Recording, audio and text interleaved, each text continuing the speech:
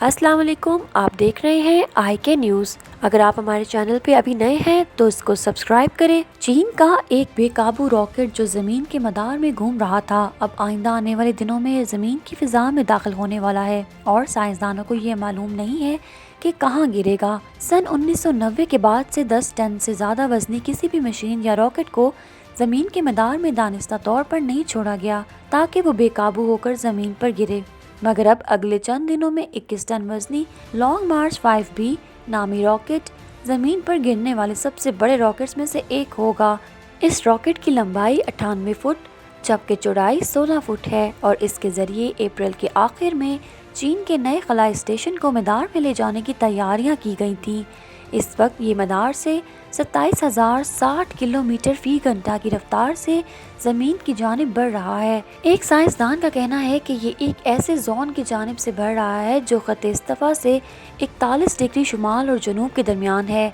शुमाल में ये इलाका न्यूयॉर्क, इस्तांबुल और बेंजनिक तक जाता है। उन्होंने बताया कि अगर आप इस जोन या इलाके से मज़ीद शुमाल या जनूब में रहते हैं तो ये आप पर नहीं गिर सकता, और अगर आप इस जोन में भी रहते हैं और ये ख़त इस्तवा से करीब है तब भी इसका आप पर गिरने का इम्कान बहुत कम है।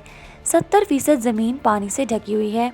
इस रिपोर्ट के पस मंज़र में अमरीकी वज़ीर दिफा लॉयड ऑस्टिन ने जुमेरात के रोज़ कहा है कि पेंटागन चीन के बेकाबू रॉकेट पर नज़र रखे हुए है, लेकिन इन्हें उम्मीद है कि ये किसी ऐसी जगह गिरेगा जहां इससे किसी को नुकसान नहीं होगा। उन्होंने ओहदा संभालने के बाद से अपनी पहली प्रेस कॉन्फ्रेंस में कहा है कि हम बहुत कुछ करने की सलाहियत रखते हैं, लेकिन चीन के रॉकेट को मार गिराने का फ़िलहाल हमारा कोई इरादा नहीं है। ताहम अमरीकी वज़ीर दिफा ऑस्टिन का मज़ीद कहना था कि इस वक्त हमें यह मालूम ना होना कि रॉकेट कब और कहाँ गिरेगा इस बात की जानिब तवज्जो दिलवाता है कि हम सब में से जो खला में काम करते हैं वो महफूज और ज़िम्मेदाराना अंदाज अपनाएं। उन्होंने ये भी कहा कि हमें खला में मौजूद कचरे को साफ़ करने के हवाले से हिकमत अमली भी वज़ा करनी चाहिए। मई 2020 में जब आखिरी मरतबा चीन से लॉन्ग मार्च 5B लॉन्च किया गया था तो मगरबी अफ्रीका के मुल्क आइवरी कोस्ट पर इसका मलबा गिरने के हवाले से इतलात सामने आई थी, जिनमें एक 39 फीट लंबा धाती पाइप भी शामिल था।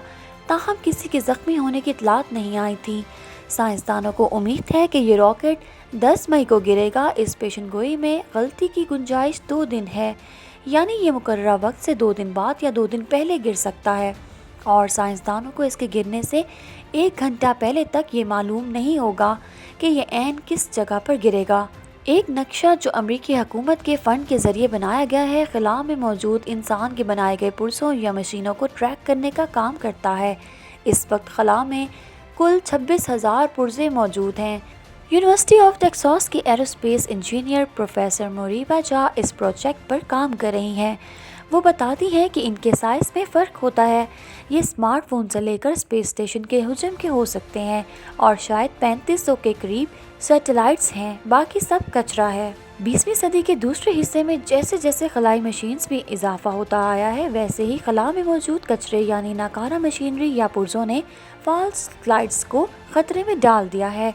इस वक्त खला में तकरीबन 200 बड़े पुर्ज़े मौजूद हैं, जिनमें रॉकेट के टुकड़े भी शामिल हैं, और प्रोफेसर जॉ के मुताबिक ये टाइम बम की तरह हैं।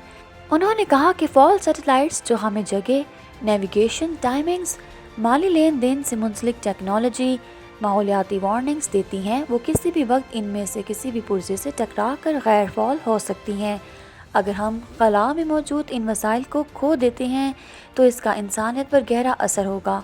चीनी रॉकेट को भी ऑस्ट्रिया ग्राफ पर ढूंढा जा सकता है और वहाँ इसका नाम CZ5B है। ये ज़मीन के गिर्द 90 मिनट में चक्कर लगा रहा है, लेकिन किसी भी गिरते हुए रॉकेट की उड़ान से मुतल्लिक अंदाज़ा लगाना इसके लिए मुश्किल होता है, क्योंकि इस हवाले से मुख्तलिफ बदलती चीज़ों का लम्हा बा लम्हा हिसाब करना पड़ता है। इस वक्त साइंसदान इसके गिरने की रफ्तार पर नज़र रखे हुए हैं और इन्हें तवक्को है कि ये ज़मीन के माहौल में जल्द दाखिल हो जाएगा। अगर आपको हमारी ये वीडियो पसंद आई है तो इसे लाइक करें और चैनल को भी सब्सक्राइब करें, साथ दिए गए बेल आइकन को भी प्रेस करें।